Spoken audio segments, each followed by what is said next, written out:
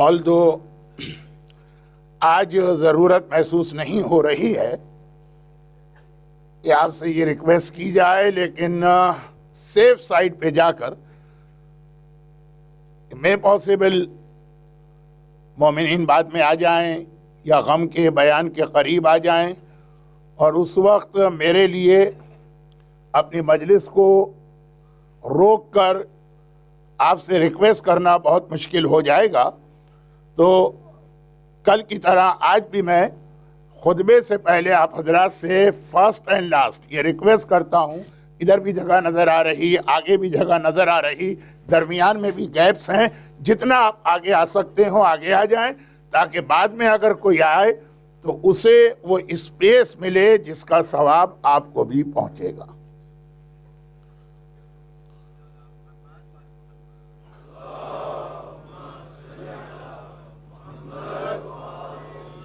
لا حول ولا قوة الا بالله العلی العظیم۔ بسم اللہ الرحمن الرحیم۔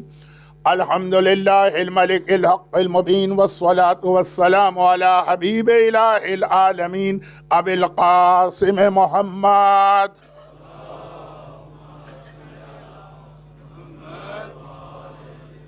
وآلہ الطیبین الذین اذھب اللہ عنہم الرجس وطہرہم تطہیرا۔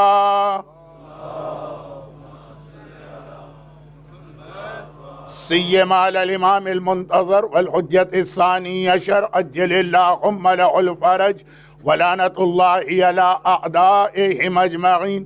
اما بعد فقد قال اللہ عز وجل فی کتابہ المبین وفرقانہ المتین وقرآنہ المجید۔ بسم اللہ الرحمن الرحیم۔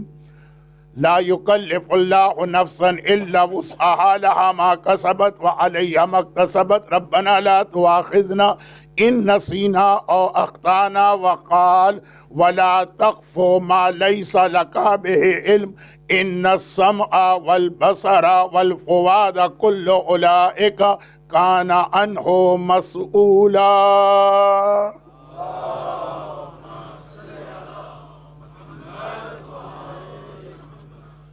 مومنین سے گزارش یہ ہے کہ دوران مجلس فلیش کے استعمال سے گریز کریں۔ میرے لیے بڑی پریشانی ہو جاتی ہے، میں خطبہ بھی مکمل نہیں کر پا رہا تھا۔ لیکن اس سے پہلے کہ میں آج کی مجلس کا جو بھی میرا سبجیکٹ ہے اس پہ بات شروع کروں، یہ خیال کرتے ہوئے کہ غم کی ان بڑی راتوں میں مجلس ختم ہونے کے بعد شبیہ یا تابوت برآمد ہونے کی وجہ سے 2-3 دن سے ہم مجلس کی برکت سے جو دعا قبول ہوتی ہے اس سے محروم رہ رہے، تو آغاز مجلس میں وہ دعا کر دیتا ہوں کہ جو مجلس کا بھی ایک پارٹ ہے کہ خدا بندہ تجھے واسطہ محمد و آل محمد کا، تجھے واسطہ خون معصوم اور شہید کربلا والوں کا، تجھے واسطہ تیری رحمت کاملہ کا، جو مومنین اور مومنات ان مجالس میں باقاعدگی کے ساتھ آ رہے ہیں، انہیں دنیا اور آخرت کی ہر پریشانی سے محفوظ فرما۔ غم حسین کے سوا انہیں مرتے دم تک کوئی غم نصیب نہ فرما، ان کی تمام حاجتیں پوری فرما۔ یہ صف عزا پر خالی ہاتھ تو آئیں، لیکن صف عزا سے اپنی جھولیاں بھر بھر کے لے جائیں۔ خدا بندہ ہمارے تمام مرحومین کی مغفرت فرما، بیماروں کو شفاء کاملہ عطا فرما۔ دنیا بھر میں جہاں جہاں مستضعفین جہاں مصیبتوں اور پریشانیوں میں ظالموں کے ظلم کا نشانہ بن رہے ہیں، ان تمام ظالموں کو نیست و نابود فرما، اور ہمیشہ ہمیشہ ظلم کے خاتمے کے لیے اپنی آخری حجت امام زمانہ کے ظہور میں تعجیل فرما۔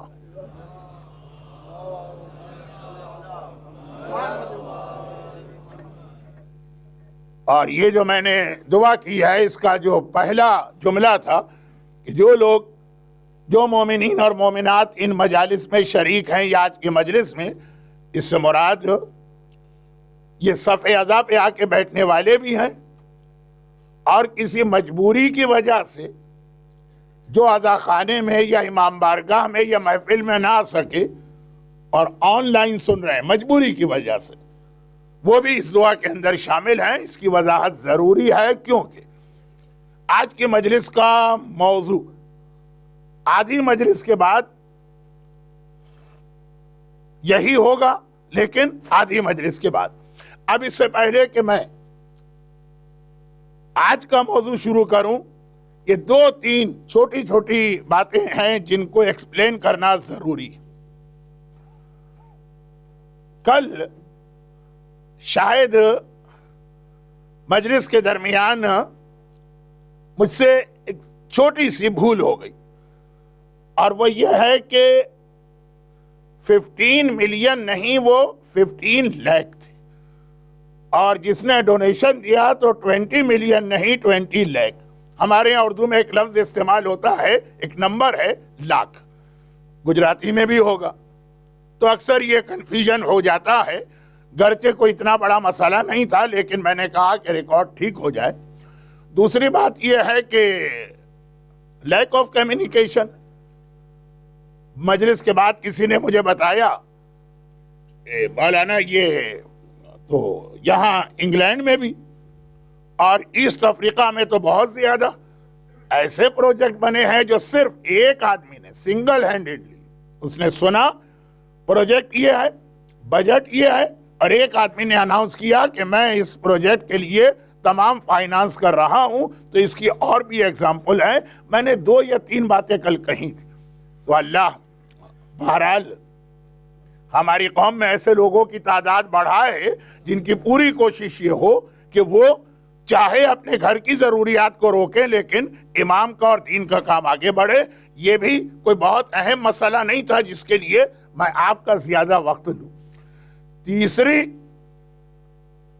بات پر مجھے ایک پوری مجلس پڑھنا تھی، اس کی میں نے پریپریشن کی تھی، لیکن اب یہ لگ رہا ہے کہ شاید اس ڈیٹیل میں نہ جا سکوں، جو کہ اب یہ خالی 3 مجلسیں، ایک آج ہے، کل شب عاشور ہے، اور ایک زیارت کی مجلس ہے. تو اگر موقع ملا تو مزید اس کو بعد میں ایکسپلین کروں گا. جملہ مکمل کر دوں، کوئی انکمپلیٹ جملہ، خالی اسے مکمل کرنا، اس کی ڈیٹیل میں آج نہیں جانا. اور وہ یہ ہے کہ تمام انبیاء کے معجزات وہ اپنے زمانے میں معجزے تھے. آج وہ ایک ٹیکنالوجی کا کمال ہے، اور ایک بچہ بھی وہ معجزے کو دکھا سکتا ہے. کوئی اس کے اندر نہ حق پر فرق پڑے گا نہ معجزے پر. اور اسی طرح پیغمبر کے بھی جو معجزات ہیں ان میں صرف ایک معجزے کو معجزہ خالدہ قرار دیا گیا. خالدہ جو لفظ قرآن میں بہت آیا ہے، خالدین فیہا خالدین فیہا خالدین فیہا، جنت کے لیے بھی جہنم کے لیے بھی، کہ جو لوگ اس میں جائیں گے تو وہ ہمیشہ رہیں گے. معجزہ خالدہ ہمیشہ رہنے والا معجزہ، اور وہ ہے جو صرف ایک معجزہ، وہ ہے قرآن. اب اس پہ مجھے بات پوری ایک مجلس پڑھنا تھی، لیکن ابھی ایسا لگ رہا ہے کہ شاید اب مجھے اس عشرے میں موقع نہیں ملے گا. تو جملہ مکمل ہو جائے. پیغمبر کے تمام معجزات میں قرآن معجزہ خالدہ ہے کہ قیامت تک اس قرآن کا جواب نہیں لایا جا سکتا.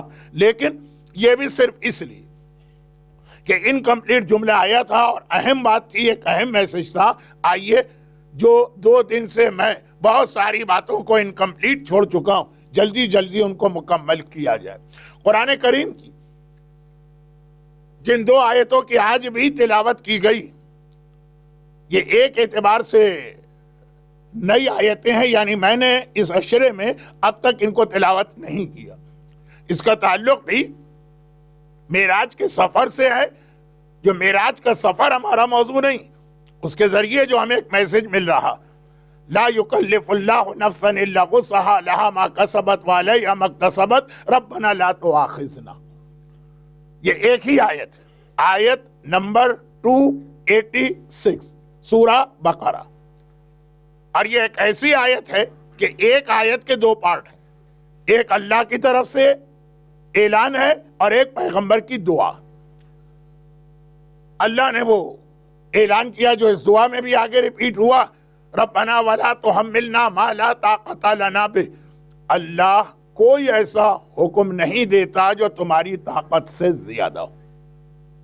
21 سینچری میں، اور جب انسان آؤٹر گلیکسیز میں پہنچے گا تو اسلام کے بہت سارے احکامات آپ کو ایسے محسوس ہوں گے۔ ابھی اسی دنیا میں رہنے کے بعد بھی ہماری بہت ساری عورتوں کو حجاب کا حکم طاقت سے باہر محسوس ہو رہا۔ ہمارے بہت سارے لوگوں کو دنیا کے کئی ملکوں میں سمر کے روزے، نماز اور روزے پہ تو کوئی کمپرومائز اسلام میں نہیں، وہ طاقت سے باہر محسوس ہو رہے ہیں۔ اور یہ اگزامپل دے دوں گا تو خالی اگزامپل میں ہی مجلس ختم ہو جائے گی، بات آگے نہیں بڑھے گی۔ تو قرآن کریم نے شریعت نازل کرنے سے پہلے، پھر جملہ ریپیٹ کروں، احکام شریعت، احکام دین، حکم خدا، حلال و حرام، واجبات و گناہ، یہ سسٹم شروع ہوا معراج سے، اور یہ آیت معراج کی آیت کا پارٹ ہے۔ تو خدا نے پہلے سے اعلان کر دیا کہ دیکھو اب جو شریعت آ رہی ہے، ابھی آئی نہیں، ابھی سٹارٹ نہیں ہوا، ابھی سے سن لو۔ لا یکلف اللہ نفسا، اللہ کوئی ایسا حکم تمہیں نہیں دے گا جو تمہاری طاقت سے باہر۔ یہ اللہ نے کہا۔ پھر اسی آیت میں پیغمبر کی دعا آ گئی کہ ربنا لا تؤاخذنا ان نسینا اور اخطانا، اور ربنا ولا تحملنا ما لا طاقت لنا بہ۔ 2 دن سے آپ یہ بات سن رہے ہیں۔ اب یہاں پر ایک حدیث معراج کے حوالے سے بیان کر کے پھر اسی دعا کی 1-2 مزید باتوں کی وضاحت کرنا ہے، لیکن پہلے ایک حدیث شروع مجلس میں، شاید منڈے کو، معراج کے حوالے سے پیغمبر سے ایک سوال کا جواب میں نے پڑھا تھا۔ اب یہ بہت ہی انٹرسٹنگ سفر ہے۔ یورپ کے کلاسک لٹریچر پر معراج کے اثرات بہت زیادہ ہیں۔ آپ ڈانٹے کی ڈیوائن کامیڈی پڑھتے جائیے تو ایسا لگتا کہ پورا اس نے پیغمبر کا معراج کا سفر کاپی کر دیا۔ تو خیر، معراج میرا موضوع نہیں، کبھی اگر وہ موضوع بنے گا تو آپ بہت ہی انٹرسٹنگ واقعات سنیں گے۔ ابھی تو بہت ہی ڈرائی اور مشکل باتیں بیان کرنا پڑ رہی۔ تو ایک سوال جو منڈے کی مجلس میں آیا کہ یا رسول اللہ، جب آپ نے یہ پورا جرنی کیا تو جہنم میں آپ کو میجورٹی کس کی نظر آئی تھی؟ اب میں اس کو دوبارہ ریپیٹ نہیں کرنا چاہتا ہوں۔ اور ایک سوال یہ کیا گیا کہ یا رسول اللہ، اس سفر میں سب سے زیادہ خوش اور سیٹسفائی کون لوگ آپ کو نظر آئے؟ پیغمبر نے اس معراج کے سفر میں برزخ کو دیکھا۔ میں اس مجمع میں یہ ضرورت محسوس نہیں کرتا ہوں کہ برزخ کو ایکسپلین کروں۔ کیا آپ کو معلوم ہے کہ برزخ کہتے ہیں موت سے لے کے قیامت تک کا ٹائم پیریڈ۔ وَمِن وَرَائِهِمْ بَرْزَخٌ إِلَى يَوْمِ يُبْعَثُونَ، سورہ مومنون کی آیت، کہ قیامت سے پہلے برزخ ہے۔ تو یا رسول اللہ، آپ نے برزخ کو دیکھا اور آپ نے جنت کو دیکھا۔ اب برزخ کے اندر اور جنت میں جو آپ نے نیک لوگوں کو دیکھا، تو ہر نیک آدمی اپنی جگہ خوش ہوگا۔ ریوارڈ اللہ کی بارگاہ سے اس کو ریوارڈ مل رہا ہے۔ ان اللہ لا یضیع اجر المحسنین، اللہ کسی نیکی کرنے والے کے اجر کو ضائع نہیں کرتا، بلکہ گناہگار کے اجر کو بھی اللہ ضائع نہیں کرتا۔ جب معصوم سے پوچھا گیا کہ اللہ نے آخر شیطان کو اتنی پاور سے دی کیوں؟ بھائی شیطان کو دیکھیے کتنی لمبی اس کو زندگی ملی، جو کسی مومن کو بھی آج تک نہیں ملی۔ نعوذ باللہ، میں ایک جملہ توہین کے لیے نہیں کہہ رہا ہوں۔ مثلا امام زمانہ کی زندگی، جناب خضر نبی کی زندگی، جناب ادریس کی زندگی بہت لمبی، اب تک زندہ، مگر شیطان ان سے بھی پہلے کا۔ تو جتنی لمبی زندگی ملی، اچھا پھر ایک کنسپٹ یہ آتا ہے کہ زندگی اگر لمبی ہو جائے تو فائدہ کیا؟ آدمی اتنا کمزور ہو جائے گا، ویک ہو جائے گا، بیمار ہو جائے گا، اس سے تو اچھا ہے مر جائے۔ شیطان کے ساتھ یہ مسئلہ بھی نہیں۔ خوب ہٹا کٹا صحت مند ہے، آج تک شیطان کو اردو محاورے میں چھینک بھی نہیں آئی، بالکل صحت مند، ہیلدی، کمزور بھی نہیں ہوا، طاقت اتنی کہ ایک سیکنڈ میں کہیں سے کہیں پہنچ جائے۔ اب میں آج شیطان کے فضائل پڑھنے تو منبر پہ نہیں آیا ہوں نا، لیکن یہ شیطان کو اللہ نے سب کیوں دیا؟ امام کا بہت ہی مختصر جواب تھا کہ جب شیطان نے اللہ سے بغاوت کی، حکم خدا ماننے سے انکار کیا، شیطان کو نکالا گیا، تو شیطان نے خدا سے کہا کہ خدا بندہ لیکن اس سے پہلے میں نے تیری اتنی عبادت تو کی ہے نا، اتنے سجدے تو کیے ہیں نا، اتنا ذکر تو کیا ہے نا، اس کا مجھے ریوارڈ چاہیے۔ خدا نے کہا ملے گا، کیا ریوارڈ چاہیے؟ تو یہ ساری چیزیں شیطان نے خود اللہ سے مانگی، یہ شیطان کی دعا۔ تو جو اللہ شیطان کی بھی نیکیوں اور عبادتوں کا اجر و ثواب و ریوارڈ دیتا، یہ کیسے ہو سکتا ہے کہ مومن کی عبادتوں اور نیکیوں کا ثواب نہ دے؟ ہر ایک کو ملے گا، لیکن سب سے زیادہ خوش کون تھا؟ یہ سوال کیا جا رہا ہے، سب سے زیادہ خوش جنت میں بھی پیغمبر نے دیکھا اور برزخ میں بھی۔ برزخ کیا ہے؟ فرسٹ اور سیکنڈ آسمان کے بیچ میں، نو ڈاؤٹ فرسٹ اور سیکنڈ آسمان کے بیچ میں اللہ نے گناہگار زیادہ دیکھے، اللہ نے اپنے حبیب کو گناہگار زیادہ دکھائے، بے نمازی، گانا سننے والا، بے پردہ عورت، کچھ باتیں آج کا ٹاپک ہیں آگے چل کر، مگر نیکی کرنے والے بھی تھے، ان کا ریوارڈ بھی دکھایا۔ سب سے زیادہ خوش کون؟ اب میں پوری حدیث نہیں پڑھ پا رہا ہوں کیونکہ ٹائم کم ہو جاتا ہے ان راتوں میں جہاں غم کا بیان اہم ہے۔ پیغمبر نے جواب دیا کہ میں نے برزخ میں ایسے لوگوں کو دیکھا۔ اب یہ بہت پرانی بات ہو جائے گی اور اس کو سمجھانے کا وقت نہیں ہے۔ فصلیں، جو فصل بوئی جاتی ہے کہ میں نے دیکھا انہوں نے بیج زمین میں ڈالا، اب بیج زمین میں جاتا ہے، ٹائم گزرتا ہے، پھر وہ پودا زمین سے نکلتا ہے، پھر فصل تیار ہوتی ہے، پھر جا کے اس کا جو رزلٹ ہے وہ ہاتھ میں آتا ہے سال میں 2 بار۔ ادھر انہوں نے بیج زمین میں ڈالا، آنن فانن ایک لمحے کے اندر فوراً پوری فصل تیار ہو گئی، انہوں نے کاٹ کے اس کو رکھا کہ دوسری فصل، تیسری فصل، چوتھی فصل۔ پیغمبر ریوارڈ کی کثرت کو بتا رہے ہیں کہ ابھی ان سے پہلی فصل نہیں سمجھ رہی، ابھی آپ کا پہلا پروفٹ مکمل نہیں ہوا، دوسرا، تیسرا، چوتھا، اتنا ان کو اپنی فصل سے فائدہ مل رہا۔ اب بیج ڈالتے ہیں اور فوراً فصل تیار۔ مجھے معلوم ہے کہ ذرا مشکل اردو ہو گئی، اور خاص طور پر ان لوگوں کے لیے کہ جنہوں نے یہ ایگریکلچر کے کو نہ پڑھا ہے نہ دیکھا ہے، لیکن اب وقت نہیں ہے، چھوڑیے، بات سمجھ میں آ گئی، ورنہ غم کا بیان تو سمجھ میں آ ہی جائے گا۔ تو خلاصہ یہ کہ پیغمبر نے کہا، جملہ میں نے پہلے بھی کہا تھا، سنبھالے نہیں سنبھل رہا ہے ان سے، یہ اتنا اجر مل رہا۔ اور جنت میں بھی میں نے دیکھا ایسے ہی لوگ، ایک نہیں پتہ نہیں کتنے محل ہیں، ایک نہیں پتہ نہیں اللہ کی کتنی نعمتیں۔ میں نے پوچھا خداوندہ یہ کون لوگ؟ بہت ہی مختصر کر رہا ہوں روایت کو، کہا یہ صدقہ جاریہ والے، یہ وہ لوگ ہیں جنہوں نے دنیا میں خالی نیکی نہیں کی ہے، جاریہ نیکی کی ہے، صدقہ جاریہ کیا۔ اچھا، اب ایسٹ افریقہ سے تعلق رکھنے والے خوجوں کو یہ لفظ اچھی طرح سے معلوم، صدقہ جاریہ کسے کہتے ہیں؟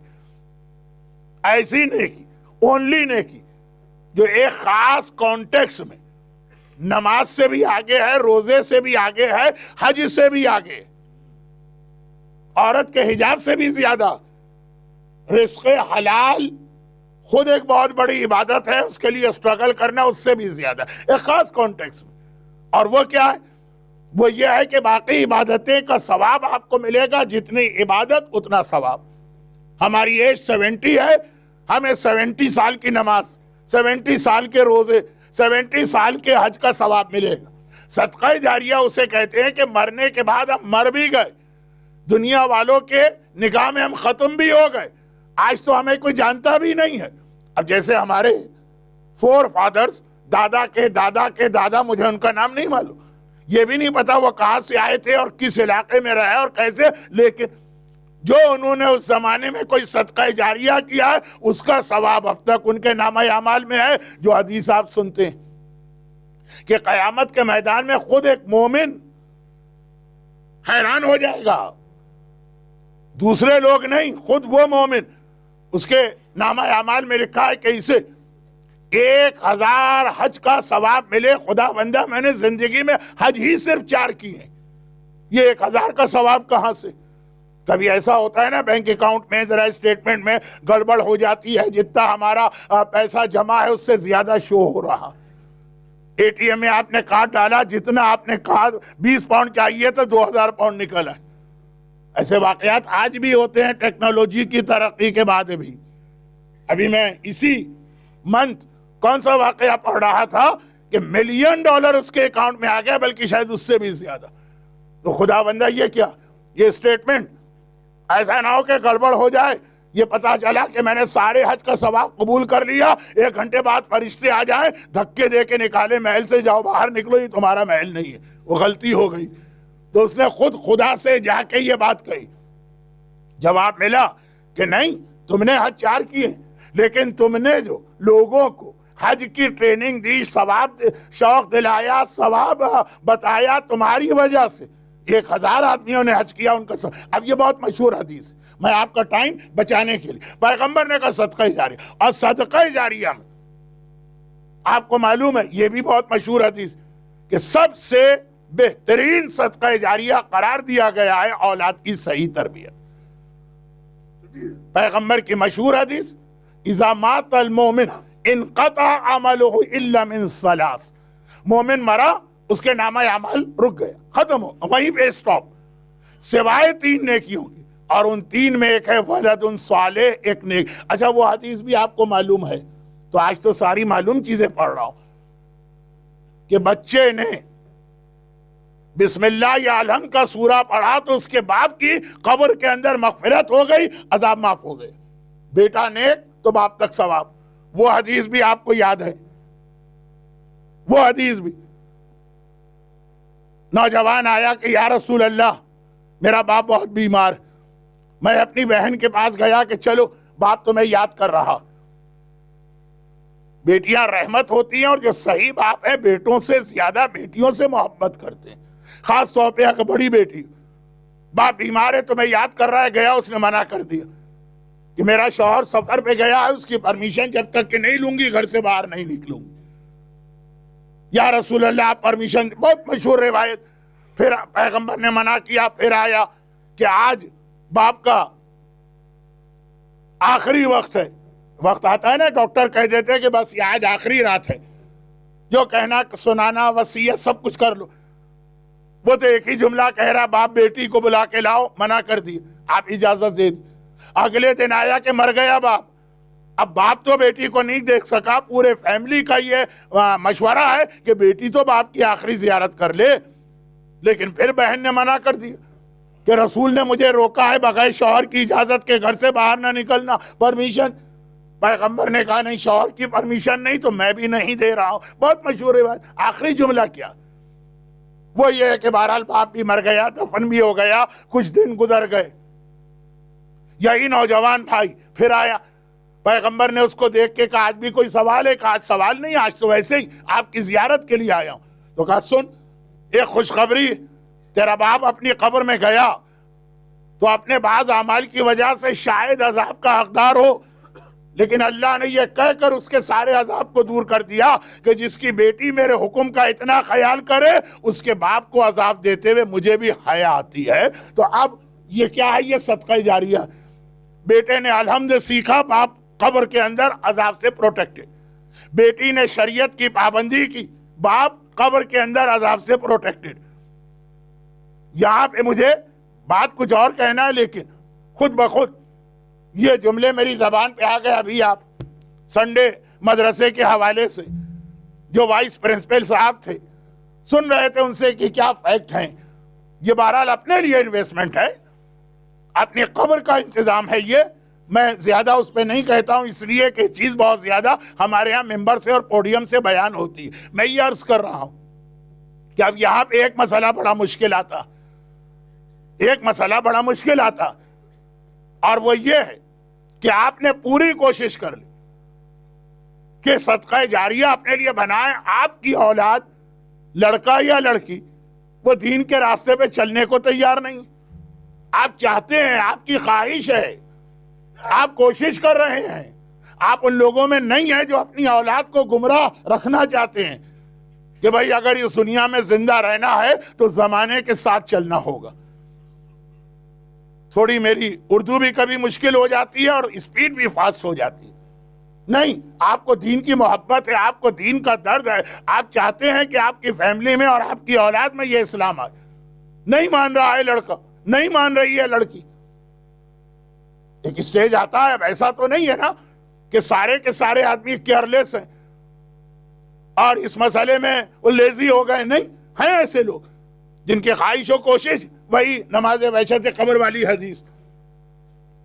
آج کل نماز وحشت کے اناؤنسمنٹ کے ساتھ تھوڑا سا امینڈمنٹ ہوا ہے بہت سی جگہوں پر کہ کہا جاتا ہے کہ مرنے والے کے لیے صدقہ دے دیجئے، ہم ریکویسٹ کرتے ہیں اور پھر نماز وحشت پڑھی، کیونکہ نماز وحشت قبر کی ایکچول حدیث میں صدقہ ہے۔ پیغمبر نے کہا کہ جب تمہارا کوئی آدمی دنیا سے گزر جائے تو اس کے قبر کی پہلی رات کو آسان کرنے کے لیے صدقہ دو۔ تو وہ آدمی نے کیا کمپلین کی کھڑے ہو کر، جس کی وجہ سے ہم کو نماز وحشت ملی؟ کہا یا رسول اللہ، تو اس کا مطلب تو یہ ہوا کہ سارا بینیفٹ پیسے والے لے جائیں گے، میں تو اتنا غریب ہوں کہ میرے گھر میں کھانے کو نہیں ہے، صدقہ کہاں سے دوں؟ تو اس کا مطلب یہ کہ میرے گھر میں اگر کوئی مرے تو ایک تو دنیا میں بھی ہم نے فاقے کیے اور قبر کے اندر بھی مرنے والے نے عذاب برداشت کیا، وہ پیسے والا دنیا میں بھی عیش و آرام، اور مرنے کے بعد بھی اس نے 100 200 500 1000 پاؤنڈ صدقہ کر دیا اور اپنے مرنے والے کو بچا لیا۔ تو پیغمبر بھی ہنسے اور کہا کہ جو صدقہ نہیں دے سکتا وہ یہ 2 رکعت نماز وحشت پڑھے، لیکن جو اس کی کمپلین تھی نا اسی کو ذہن میں رکھ کر کہ اب کسی بھی وجہ سے ڈیو ٹو اینی ریزن کسی شخص کی اولاد اچھی ہے، بچیاں بھی دین پہ عمل کرنے کو تیار ہیں، لڑکے بھی دین پہ عمل کر رہے ہیں، وہ تو اپنے لیے صدقہ جاریہ کا ایسا انتظام کر گیا کہ برزخ میں بھی پیغمبر نے اس کو سب سے زیادہ سیٹسفائی دیکھا اور جنت میں بھی سب سے زیادہ خوش دیکھا۔ لیکن ایک بیچارہ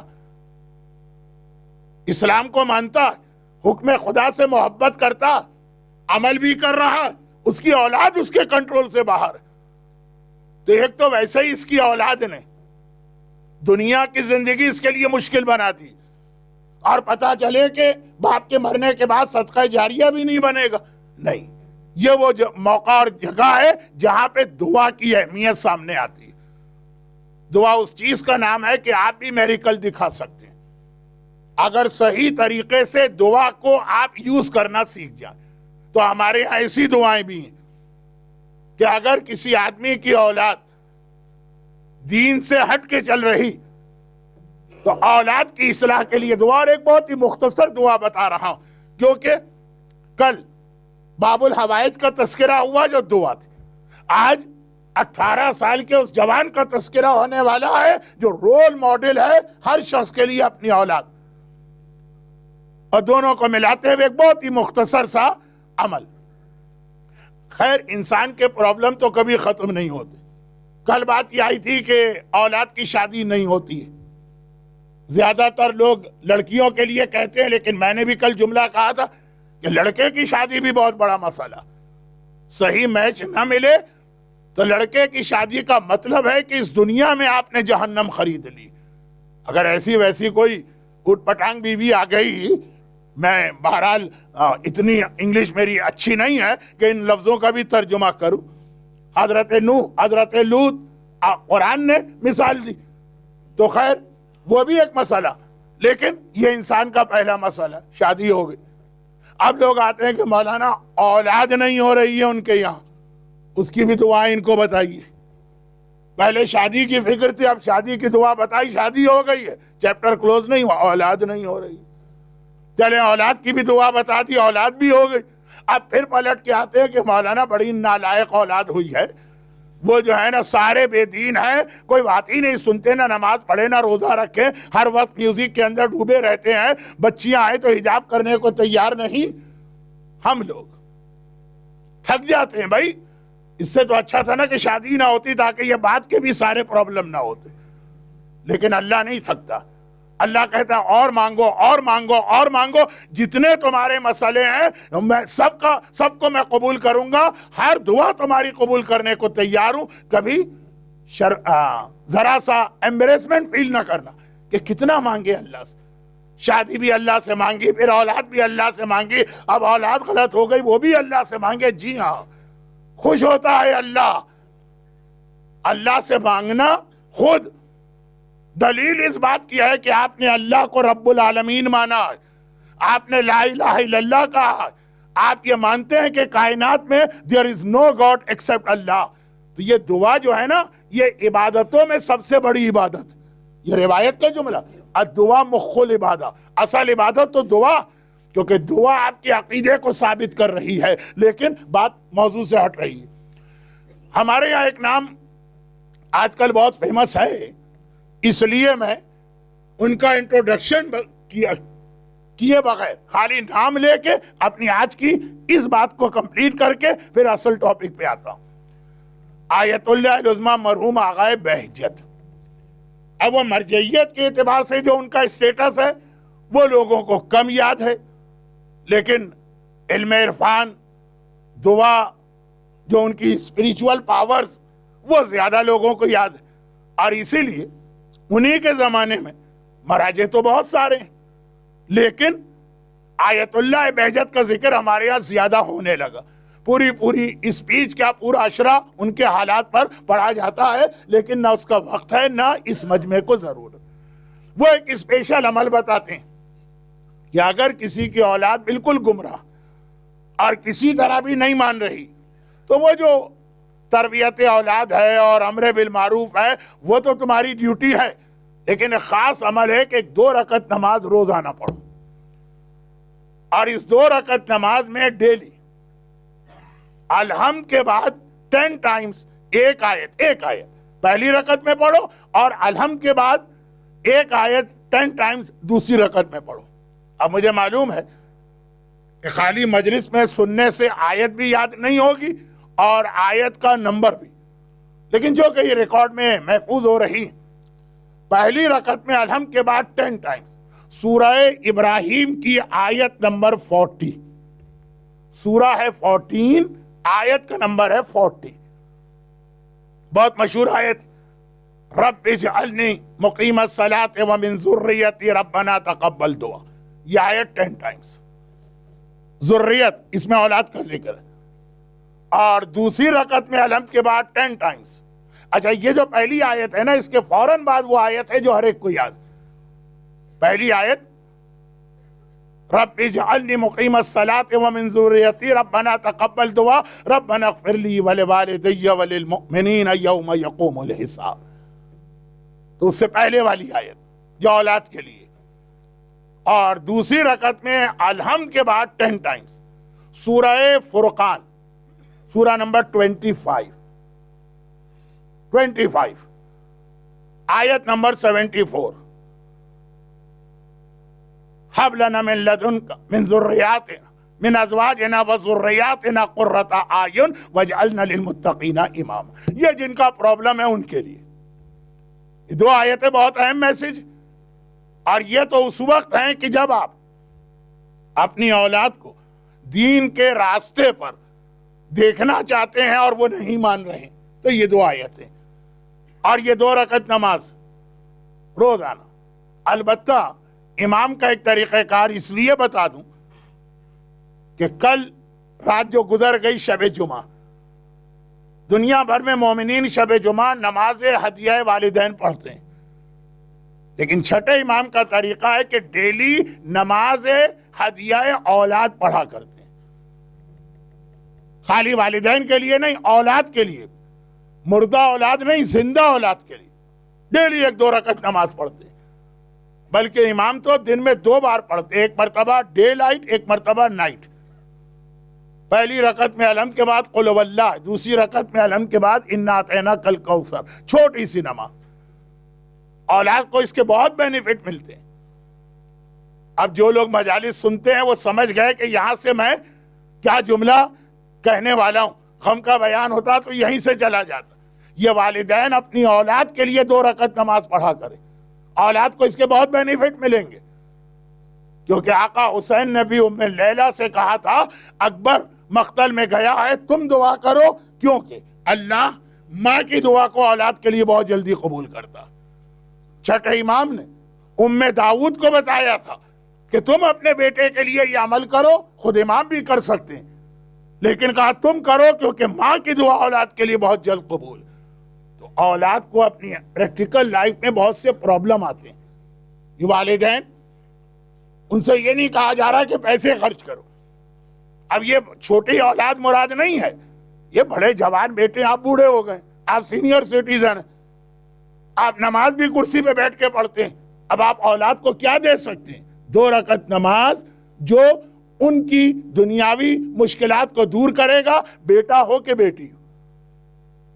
اور کتنی آسان نماز، قرآن کے شارٹسٹ سورے اس نماز میں رکھے گئے، قل واللہ انا اعطیناک الکوثر. تو بہرحال ام لیلہ کا واقعہ ہو یا ام داؤد کا عمل ہو، یہ امام کی جانب سے والدین کی ایک ذمہ داری یہ آئی ہے کہ اولاد کے پرابلم سولو کرنے کے لیے یہ جو تمہاری طاقت ہے تمہیں کرنا، یہ تمہاری طاقت ہے. بڑھاپے میں آنے کے بعد، ریٹائر ہونے کے بعد، سینئر سٹیزن بننے کے بعد کچھ نہیں کر سکتے، یہ نماز ان کو پہنچاؤ. لیکن اس سے پہلے کہ میں بات کو آگے بڑھاؤں، غالباً یہی میسیج آیا ہے کہ مجمع جو ہے وہ بہت زیادہ ہو چکا ہے. تو آپ حضرات، اب میں آپ سے کیا کہوں، لیکن ایک آدمی یہاں بھی آ سکتا ہے، آدھا وہاں بھی آ سکتا ہے. اس سے زیادہ کیا کہوں، جتنا آپ آگے آ سکتے ہو. مجھے کچھ کہنے کی ہمت نہیں پڑ رہی ہے، آپ خود ہی دیکھ لیجئے، جتنی گنجائش ہے اتنا آگے آ جائیے. پوری مجلس ہو گئی 35 منٹ 40 منٹ، ایک مرتبہ بھی درود کا ثواب نہیں ملا تو بآواز بلند درود بھیج دیں محمد والے.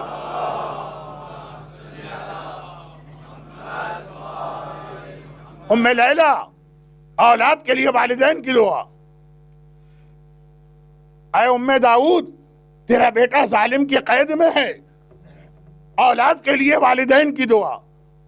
تو دن میں روزانہ یہ 2 رکعت نماز، اور وہ جو یہ تو ہر صورت میں عمل کرنا، اور وہ جو ایک شروع کا عمل تھا وہ ان کے لیے ہے جن کی اولاد بے دین ہے، دین کے راستے سے ہٹ رہی. لیکن یہ اللہ کے رسول نے معراج کی رات 2 مرتبہ یہ منظر دیکھا. برزخ میں بھی یہ دیکھا کہ جو اپنے بعد نیک اولاد چھوڑ کے گیا ہے اس کو کتنا اجر و ثواب مل رہا. اور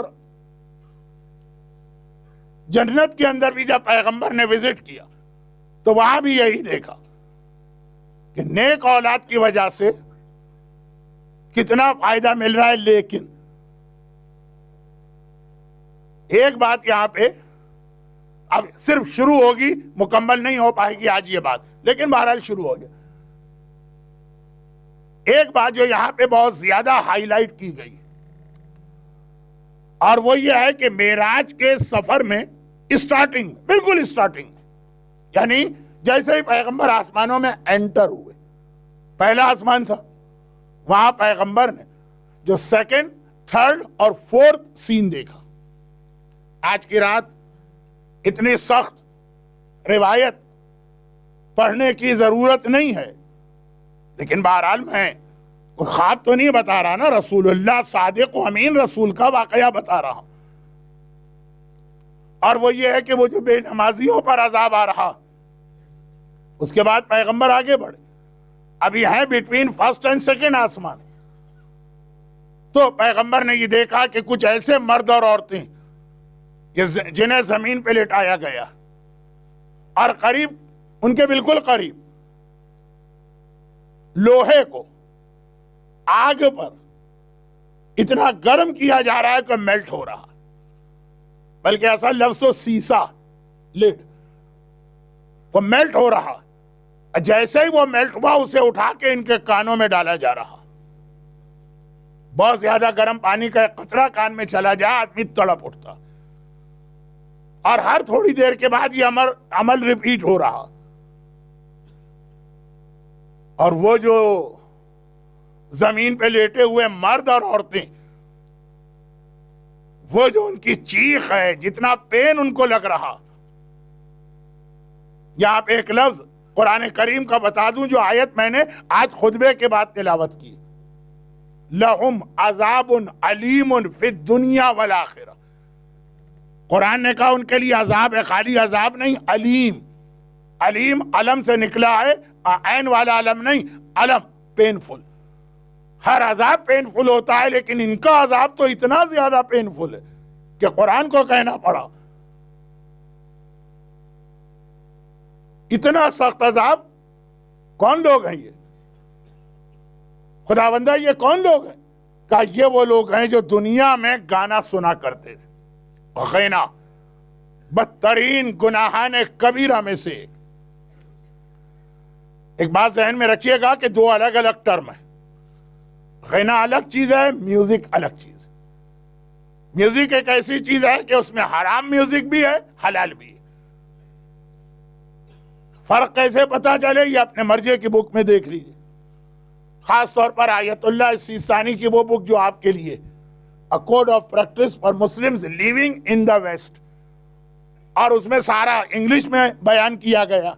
نوجوانوں کو یہ بھی کمپلین ہوتی کہ مسائل کی لینگویج اتنی ڈیفیکلٹ ہو جاتی کہ مجلس تو ہم پھر بھی سمجھ لیتے ہیں، مسئلے سمجھنا مشکل ہے تو یہ تو ہے انگلش میں. میوزک. لیکن غنا تو ٹوٹلی حرام. غنا میں حلال و حرام کچھ نہیں. میوزک میں ہے، غنا میں نہیں.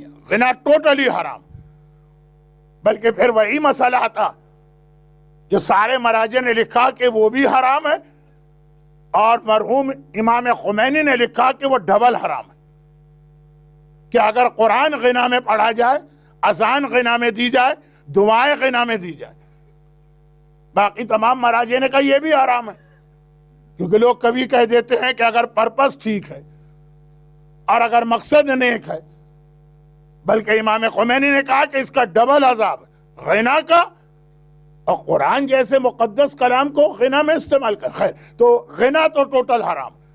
کہا یہ وہ لوگ جو دنیا میں عادی تھے اس کے بغیر کوئی کام نہیں کر سکتے. کر سکتے ہوں گے لیکن بہرحال غنا شوق سے سنتے تھے. ہمارا اصل موضوع ایمان ختم کیسے ہوتا، اس کی ایک چھوٹی سی بات وہ یہ کہ سب سے زیادہ ایمان کو ایفیکٹ پہنچانے والی چیز وہ غذا ہے، وہ فوڈ ہے، وہ لقمہ ہے جو آپ اپنے پیٹ میں لے جاتے ہیں. پاک، پاکیزہ، طیب، حلال غذا ہے تو خود بخود آپ دیندار و متقی بننے لگیں گے. اور اگر نجس، حرام، غلط طریقے سے ارن کی ہوئی غذا ہے، خود بخود آدمی جو ہے اس کو خود بھی نہیں پتا چلے، اس کا ٹریک چینج ہونے لگے گا. شہید دست غیب شیرازی انقلاب ایران کے بعد شیراز شہر میں امام خمینی کے نائب تھے، اگرچہ خود ایک مجتہد ہے، اور وہاں مسجد میں محراب میں نماز پڑھ رہے تھے. کیسٹ ریکارڈر میں بم پلانٹ کیا گیا جس سے وہ شہید ہوئے. تو انہوں نے ایک کتاب لکھی ہے کہ اپنے آپ کو شیطان سے کیسے بچاؤ.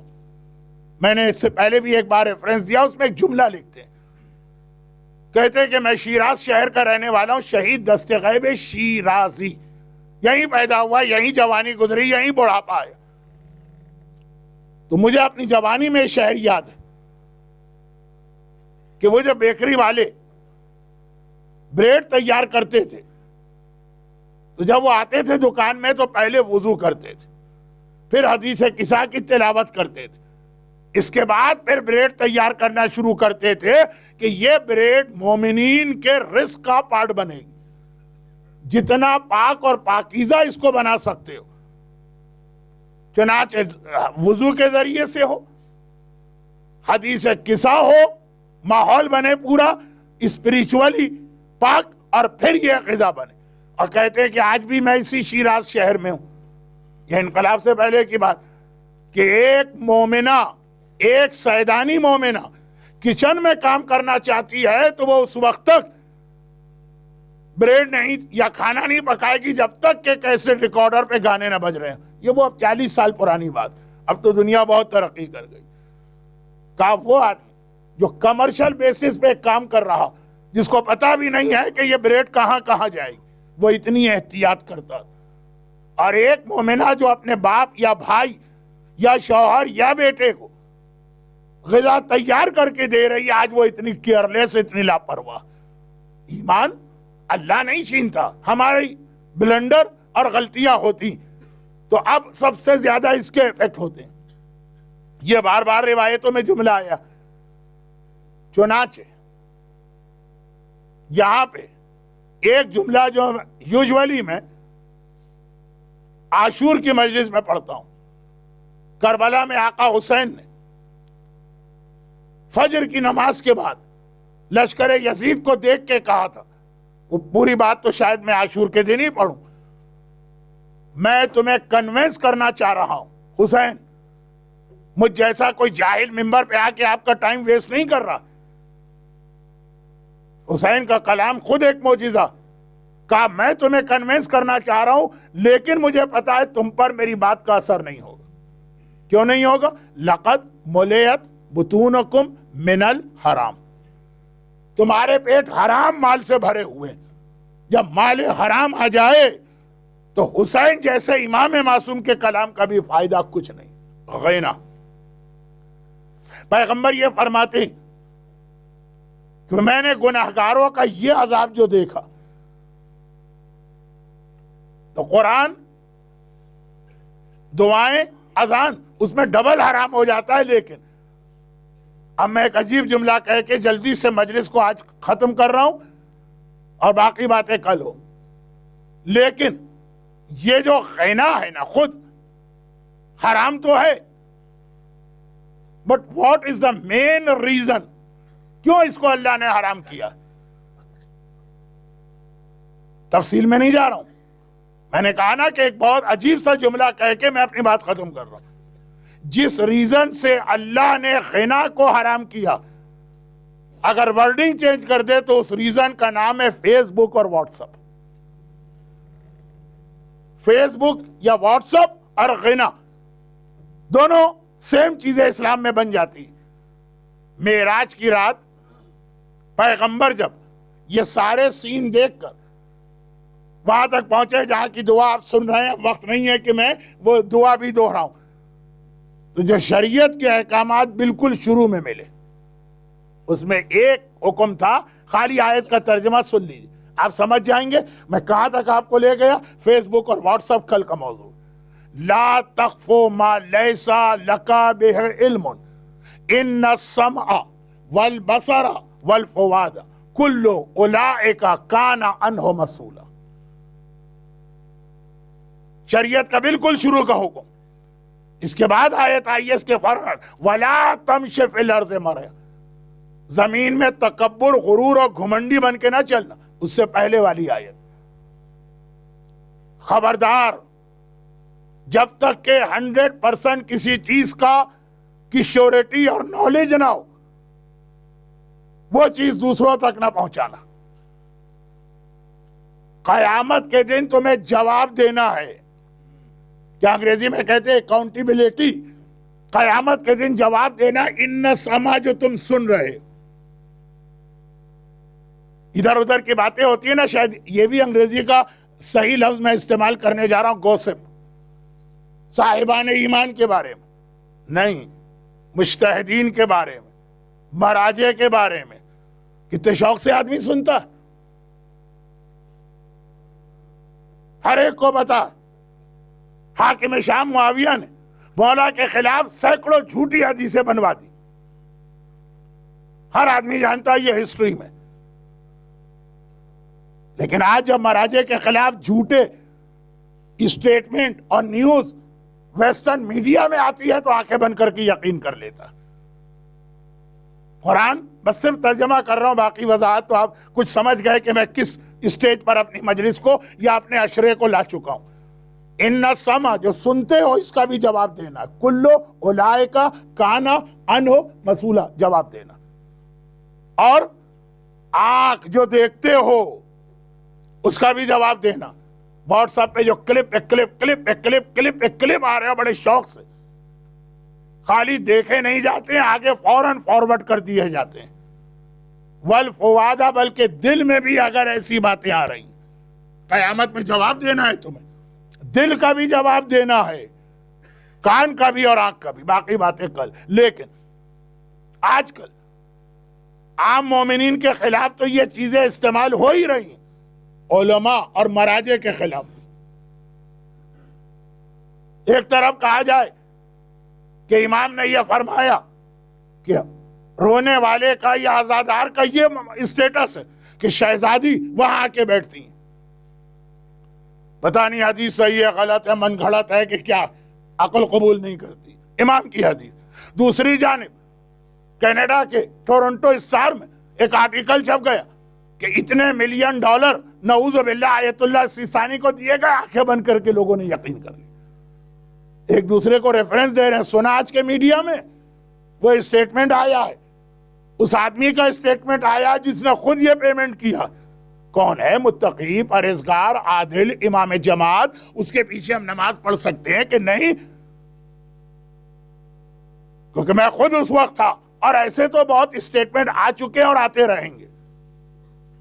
اس شب معراج بالکل شروع میں پیغمبر کو یہ عذاب دکھا کر آخر میں حکم دیا گیا کہ مومنین سے کہو کہ اپنے کان کا اور اپنی آنکھ کا اور اپنے دل کا انتظام کریں، اس کو کلین رکھیں، اس کو پیوریفائی کریں، جواب دینا ہے قیامت کے دن۔ لیکن یہ ہمارے اور آپ کے لیے مسئلہ، لشکر یزید مال حرام کھا کر اتنا سخت اور سنگدل ہو چکا کہ اکبر کو بھی شہید کر رہا ہے۔ لشکر یزید نے، ہاں ایک جملہ کہوں گا، علی اصغر کی شہادت پہ رویا ہے لشکر یزید، اکبر پہ نہیں۔ یہ مال حرام ہے جو ہمیں واٹس ایپ اور فیس بک پہ دین اور اسلام اور مراجع کے خلاف اور ائمہ کے خلاف لے جاتا۔ ائمہ کے خلاف کیسے؟ یہ کل سنیے گا، آج وقت نہیں۔ اکبر کی شہادت دیکھیے، اکبر وہ حسین کی سچائی کا وہ ثبوت تھا۔ حجاج ابن مسروق میرے مولا حسین کے لشکر کا ریگولر مؤذن ہے، روزانہ یہی اذان دیتا، عاشور کی فجر۔ حسین نے کہا آج تمہیں اذان نہیں دینا، اکبر کو اذان دینا۔ اذان پبلک میں دی جاتی ہے، سب دیکھتے ہیں۔ لشکر یزید میں سو کارڈ رسول کے صحابی بھی موجود ہے، اکبر کا چہرہ ہو یا اکبر کی آواز اتنا پیغمبر اسلام سے ریزمبل کرتی کہ جیسے بازار کوفہ میں نابینا صحابی نے کہا تھا نا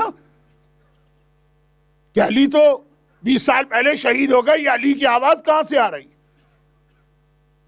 پتا چلا وہ زینب کبریٰ کا خطبہ ہے نا۔ تو اب یہ علی اکبر کی اذان کی آواز گونجی، لوگوں کو یاد آ گئے تو رسول اللہ اذان دے رہے، یہ آواز یہاں کہاں سے آ رہی؟ مگر یہ دیکھ کر بھی لشکر یزید کون؟ اکبر۔ یہ تو میں نے کہا ایز اے مسلم پیغمبر یاد آ جانا چاہیے، اور مسلمان کو چھوڑیے، ایک عام انسان بن کے سوچیے اکبر کون ہے؟ عام انسان مسلمان ہے تو اس کو رسول یاد آئیں گے، مسلمان نہیں بھی ہے۔ جب سیدانیوں کا اور کربلا کے قیدیوں کا لٹا ہوا قافلہ ملک شام میں انٹر ہوا تو بات یہ آرڈر تھا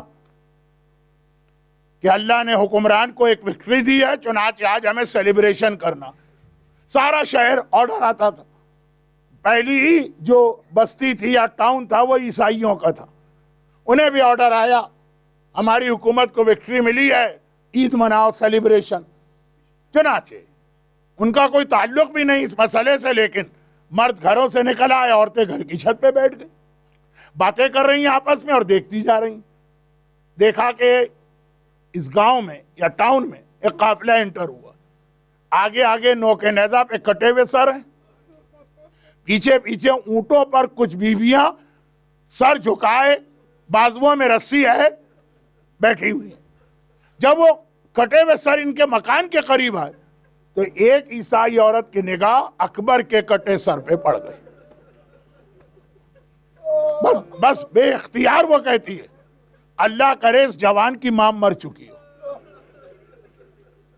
لیلا نے جملہ سنا، چونک کے سر اٹھایا، کہا کہ اس جوان کی ماں سے تجھے کیا دشمنی ہے کہ تو اس کی موت کی دعا مانگ رہی؟ وہ عیسائی عورت کہتی ہے کہ مسئلہ دشمنی کا نہیں ہے، مسئلہ یہ ہے کہ ہم غیر ہیں، ہمارا کوئی تعلق اس جوان سے نہیں، مگر 18 سال کے اس محلقہ کا کٹا سر ہم سے نہیں دیکھا جا رہا، اگر اس کی ماں زندہ ہوگی تو کس طرح سے اپنے جوان کا لاشا دیکھا ہوگا۔ عام انسان اکبر کو دیکھ کے تڑپ جائے، ہاں لیکن اتنا کہنا ہے کہ اے عیسائی عورت، تو ماں بن کے سوچ رہی ہے کوئی ماں اپنے جوان کا 18 سال کے جوان کا لاشا نہیں دیکھ سکتی ہے، لیکن ام لیلا اس کا نام ہے جو اللہ اور حسین کی خاطر ہر قربانی دینے کو تیار ہے۔ چنانچہ روایتوں میں جملہ آیا کہ کربلا میں جب اصحاب امام شہید ہو گئے اور اب خاندان والوں کی اور فیملی کی اور بنی ہاشم کی باری آئی، حسین نے سب سے پہلے اپنے اکبر کو بلایا۔ although یہ ایک اختلاف ہے کہ جوانان بنی ہاشم میں پہلا شہید کون ہے، لیکن اب تو آپ لوگ خود کربلا جا چکے ہیں بار بار۔ شہزادہ علی اکبر کی جو زیارت آج بھی کربلا میں پڑھی جاتی ہے، حسین کے پائیں تھی، السلام علیک یا اول قتیل من نسل خیر سلیل، اے نسل رسالت کے پہلے شہید ہمارا سلام لو۔ یہ کربلا کی زیارت ہے جو آقا حسین کے پائیں تھی، اکبر کے لیے پڑھی جاتی ہے، پہلا شہید۔ حسین نے سب سے پہلے اکبر کو بلایا، اکبر پہلی قربانی مجھے دینا ہے، سب سے پہلے تمہیں حکم دے رہا ہوں کہ جاؤ اور جا کر مقتل میں جہاد کرو۔ اکبر نے کہا بابا میں تو صبح سے انتظار کر رہا تھا، مجھ سے تو صبر نہیں ہو رہا تھا، میں تو ہر وقت تیار ہوں۔ یہ کہہ کہ اکبر گھوڑے پہ سوار ہو کے مقتل چلے۔ حسین نے روک دیا، کہاں جا رہے؟ کہا بابا آپ ہی نے تو حکم دیا۔ کہا کہ اکبر میں نے حکم دیا ہے مگر تم اس طرح نہیں جا سکتے، پہلے جا کے گھر والوں کو الوداع کہو، سب کو خدا حافظ کہو، پھر جانا۔ یاد رکھیے 18 سال کے اکبر کا 3 دن کی پیاس کے عالم میں 30,000 کے لشکر سے لڑنا یہ کوئی مسئلہ نہیں ہے، لیکن بہنوں کو جا کے کہنا اب تیرا بھائی مرنے جا رہا ہے، پھوپھیوں سے جا کے کہنا اب آپ کا اکبر مرنے جا رہا ہے، یہ اکبر کا سب سے بڑا امتحان تھا، اور حسین نے یہ امتحان لیا، پہلے گھر والوں کو الوداع کہو۔ اکبر پریشان، ماں کے پاس جا رہے ہیں کہ ماں سے کیسے کہوں گا، دنیا کی کون سی ماں ایسی جو اپنے 18 سال اکبر جیسے بیٹے کی موت کی خبر سنے، کیسے ماں سے بات کروں۔ ماں لیلا کے خیمے میں گئے تو وہاں تو کچھ اور ہی منظر دیکھا، لیلا نے مصلی بچھایا ہے اور جانماز پہ کھڑی۔ اکبر گھبرا گئے، اماں ظہرین کی نماز ہو چکی ہے، اگلی نماز کا بھی وقت نہیں آیا، یہ کون سی نماز کے لیے آپ تیاری کر رہی ہیں؟ کہا بیٹا تجھے پتا اس یزید سے میرا ایک رشتہ بھی ہے، تو میں ڈرتی ہوں میرا بیٹا مقتل میں پیچھے نہ ہٹ جائے، میں نے اللہ سے منت مانی ہے میرے اکبر کا لاشا آئے تو 2 رکعت میں شکرانے کی نماز پڑھوں گی۔ اکبر نے سنا کہ اماں میرا کتنا بڑا مسئلہ تو نے حل کر دیا، تیرا اکبر یہی کہنے آیا ہے اب میں مرنے جا رہا ہوں۔ لیلا نے کہا بیٹا ذرا جلدی سے جہاد کر تاکہ میں اپنی منت کو بڑھا سکوں۔ اب اکبر لیلا کے خیمے سے زینب کے خیمے میں آئے۔ عبد الرزاق المقرم نے مقتل حسین میں یہ روایت لکھی، یہ بڑا مشکل مسئلہ، لیلا سے زیادہ اکبر سے محبت زینب کرتی، پھوپھی کو کیسے بتاؤں کہ میں مرنے جا رہا ہوں؟ اب اکبر ایک اور بڑا امتحان، زینب کو کیسے بتائیں؟ زینب کے خیمے میں گئے. اللہ جب بھی آپ کو خیمہ گاہ لے جائے زینب کا خیمہ دیکھیے، روایت یاد کیجئے. دیکھا کہ پھوپھی اماں زمین پہ بیٹھی. اکبر قریب گئے. اچھا پیدائش سے لے کے آج تک 18 سال تک اکبر کو زینب نے ہی پالا تھا. برابر تو گھر تھا نا حسین کا اور زینب کا. اکبر ہر وقت یہیں رہتے تھے. چنانچہ آج بھی اکبر گئے اور اسی طرح سے پھوپھی کی گود میں سر رکھ کے لیٹ گئے جیسے بیٹا ماں کی گود میں لیٹتا. زینب نے اکبر کا چہرہ دیکھا، اپنی انگلیوں سے اکبر کے بالوں میں کنگھی کرنے لگی. اکبر اس وقت کیسے آیا؟ اکبر کہتے پھوپھی اماں مجھے ایک مسئلہ پیش آ گیا، جواب آپ سے لینے آیا ہوں. زینب نے کہا اکبر بیٹا یہ کوئی مسئلہ پوچھنے کا وقت تو ہے نہیں. کہا نہیں یہ مسئلہ ہے، مجھے ضرور پوچھنا. پھوپھی اماں آپ کو معلوم جب سے میں نے ہوش سنبھالا ہے جو مانگا ہے آپ سے مانگا. زینب نے کہا اچھا پوچھ، جلدی سے پوچھ کیا مسئلہ. اکبر نے کہا پھوپھی اماں اتنا بتا دیجئے آپ کا رتبہ زیادہ بڑا ہے یا میری دادی فاطمہ زہرا کا رتبہ زیادہ بڑا؟ ماں کا نام سننا ہے. زینب تڑپ کے اپنی جگہ سے کھڑی ہو گئی، بیٹھ نہ سکی. اکبر یہ کیا سوال کر دیا؟ ارے کہاں شہزادی زینب، کہاں شہزادی فاطمہ، کہاں زینب، میں تو ان کی ایک کنیز کے برابر ہوں. اکبر نے کہا پھوپھی اماں اگر یہی بات ہے نا کہ دادی کا رتبہ آپ سے بڑا ہے تو آج دادی کے بیٹے پر اپنے بیٹے کو قربان کر دے. زینب نے اکبر کو دیکھا. اکبر کسی اور طرح مجھے تیرے مرنے کی خبر ملتی تو شاید میں بھی مر جاتی، لیکن اس طرح سے تو نے کہا کہ اب میں تجھے کیا روکوں. جا اکبر بیٹا، میں نے اماں فاطمہ کے لال پر اپنے لال کو قربان کیا. اور اکبر باہر آ گئے. حمید ابن مسلم یا حمید ابن مسلم فوج یزید جو ڈائری لکھتا ہے وہ کہتا کربلا کے کسی شہید کی رخصتی میں اتنی دیر نہیں ہوئی جتنی اکبر کی رخصتی میں دیر ہوئی. میں تو باہر سے دیکھتا تھا، بار بار خیمے کا پردہ اٹھتا ہے، بار بار یہ پردہ گر جاتا ہے، پردہ اٹھتا ہے، پردہ گر جاتا ہے. ہوتا کیا ہے جب اکبر باہر آنا چاہتے کوئی پھوپھی آ کے لپٹ جاتی ہے، اے میرے لال ایک بار اور اپنا چہرہ دکھا دے. جب اکبر باہر آنا چاہتے کوئی بہن آ کے لپٹ جاتی ہے، بھیا ایک بار اپنی زیارت اور کرا دے. یہاں تک کہ آخر میں میرا آقا حسین آیا. کہا بیبیوں اکبر کا راستہ مت روکو، دیر ہو رہی ہے. چنانچہ اکبر باہر آئے، گھوڑے پہ سوار ہوئے، مقتل کی جانب چلے. اکبر کو ایسا لگا کوئی میرے پیچھے پیچھے آ رہا. مڑ کے دیکھا تو کیا دیکھا؟ میرا بوڑھا بابا 3 دن کا بھوکا اور پیاسا میرے گھوڑے کے پیچھے پیدل چل کے آ رہا ہے، پیدل. اکبر نے گھوڑا روکا، کہا بابا آپ یہ زحمت کیوں کر رہے ہیں؟ عجیب جواب دیا حسین نے، اکبر تیرا کوئی جوان بیٹا نہیں ہے اس لیے تجھے نہیں پتا بوڑھے باپ کے دل پہ کیا گزر رہی ہے. اکبر نے ہاتھ جوڑے، لیکن بابا اگر آپ اس طرح سے چلے تو میں تو مقتل نہیں جا سکتا. حسین نے کہا جا، میں نے تجھے اجازت دی. اب اکبر گھوڑے پہ بیٹھ گئے. بس آخری جملے، بہت زیادہ زحمت نہیں دینا. اکبر گھوڑے پہ بیٹھ گئے. پہلے تو ایک ہی جملہ کہہ دوں، یہ شیر خدا کا پوتا ہے، یہ فاتح خیبر کا بیٹا ہے، یہ حیدر کرار کا وارث ہے. کیا جہاد کیا ہوگا، لشکر یزید کی سراں بھاگا، بیان کرنے کا وقت نہیں ہے، لیکن ایک عجیب منظر بن گیا. ذرا میرے ساتھ رہیے گا. اکبر گھوڑے پہ سوار ہوئے، حسین قریب کے ٹیلے پہ آ کے بیٹھ گئے. زینب خیمے کا پردہ پکڑ کے در خیمہ کھڑی ہو گئی. لیلا مصلی اور جانماز پہ جا کے کھڑی ہو گئی. اکبر کی نگاہیں فوج پر ہیں، حسین کی نگاہیں اکبر پر ہیں، زینب کی نگاہیں حسین پر ہیں، لیلا کی نگاہیں زینب پر ہیں. تھوڑی دیر گزری، اکبر گھوڑے سے زمین کربلا پہ گرے، حسین ٹیلے سے زمین پہ گرے، زینب در خیمہ پر گری، لیلا شکر کے سجدے میں گری. شکرن للہ، میری کمائی کام آئی. حسین گرے، سنبھلے، کھڑے ہوئے، آواز دی اکبر بیٹا ادعونی یا بنیا، بیٹا مجھے آواز دو، تمہارا باپ کچھ دیر کے لیے نابینا ہو گیا ہے، اسے کچھ نظر نہیں آ رہا، آنکھوں کا نور چلا گیا، تیری آواز کے سہارے تیرے قریب آئے گا۔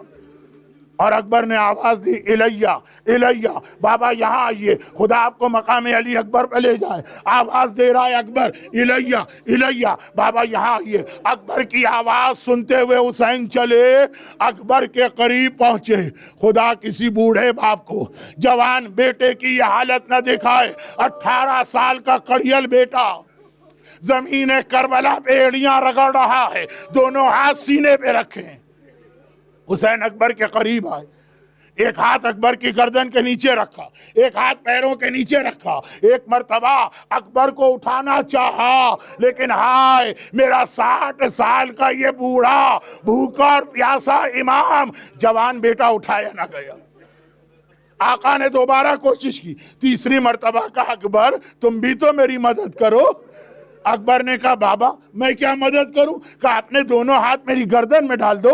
بھئی یہ سننا ہے، اکبر نے اپنا ایک ہاتھ حسین کی گردن میں ڈال دیا۔ حسین نے کہا اکبر دوسرا ہاتھ؟ کہا بابا یہ دوسرا ہاتھ سینے سے ہٹانا نہیں چاہتا ہوں۔ بھئی اتنا سننا تھا۔ حسین 2 قدم پیچھے ہٹ گئے۔ اکبر یہ کیا کہہ دیا؟ کیا تمہیں نہیں پتا تمہارا باپ کتنا صابر ہے؟ یہ دوسرا ہاتھ بھی سینے سے ہٹاؤ، میں دیکھنا چاہتا ہوں کیا ہوا۔ باپ کا حکم آ گیا، امام کا حکم آ گیا۔ اکبر نے دوسرا ہاتھ بھی سینے سے ہٹایا۔ حسین نے دیکھا جوان کے کلیجے میں برچھی کا ٹوٹا ہوا پھل۔ فرماتے ہیں اکبر بیٹا بس اتنی سی بات؟ یہ کہہ کر میرا آقا اکبر کے سینے کے قریب اس طرح بیٹھا جیسے آپ نماز کے تشہد و سلام میں دوزانوں بیٹھتے ہیں، اور پھر ایک بار اکبر کے کلیجے کی برچھی پہ ہاتھ ڈالا۔ میرا دل چاہتا ہے ہاتھ جوڑ کر رسول اللہ کو آواز دوں، یا رسول اللہ ذرا جلدی سے کربلا میں آئیے، لیکن اکیلے نہیں آئیے گا، ابراہیم خلیل خدا کو لے کے آئیے گا۔ اے ابراہیم ذرا آ کے دیکھیے گا، یہ کربلا کا اسماعیل ہے، مگر باپ کی آنکھوں پہ پٹی نہیں ہے، ہاتھوں میں راشا نہیں ہے۔ بس ایک بار حسین نے کلیجے کی برچھی کو پکڑا۔ ہاں اتنا مجھے یقین ہے، اتنا مجھے یقین ہے، پلٹ کے نجف کو دیکھا ہوگا، آواز دی ہوگی یا علی مدد، بابا بوڑھے باپ کی مدد کو آئیے، جوان کے سینے سے برچھی نکالنا۔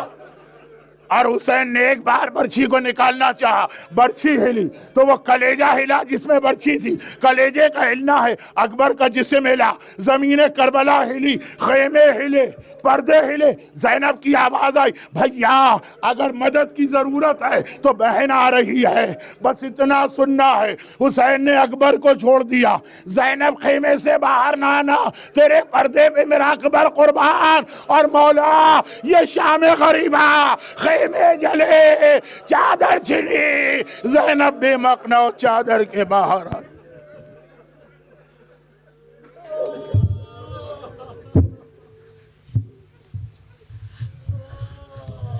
جواں کی ہے میاں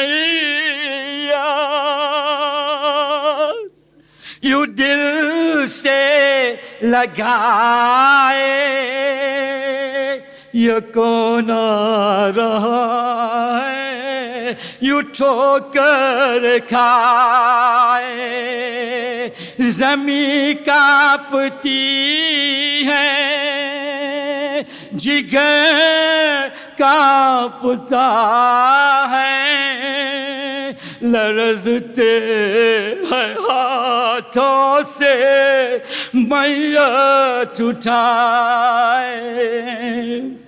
جوانی میں مرنے کی حسرت ہے کس کی، ضعیفی میں کاندھوں پہ میت ہے کس کی، خدا دشمنوں کو یہ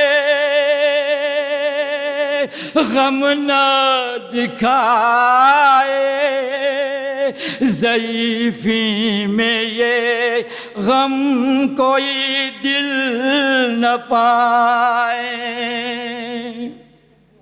بہن کو یہ مولا کی آواز آئی، اندھیرا ہے آنکھوں میں مجبور بھائی، یہ لاشاں سنبھالے یا دل کو سنبھالے،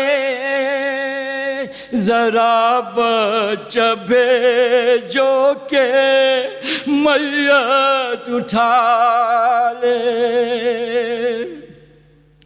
دعا مائیں کرتی تھی زندہ رہو تم، پھلو پھولو آباد شاد رہو تم، یہاں ماں دعا میں مصلی بچھائے، یہاں لاش بیٹے کی خیمے میں آئی، جو بیٹے کا دیکھا پھٹا ہوا سینہ، پکاری یہ ماں بس ہوا خاک جینا، جیوں گی میں اب کیسے یہ داغ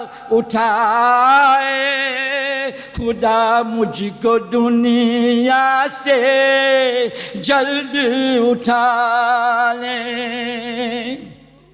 تمنا تھی مجھ کو کہ دولہا بناؤں، میرے لال کے سر سے صحرا سجاؤں، ذرا ٹھہرو ماں اپنی،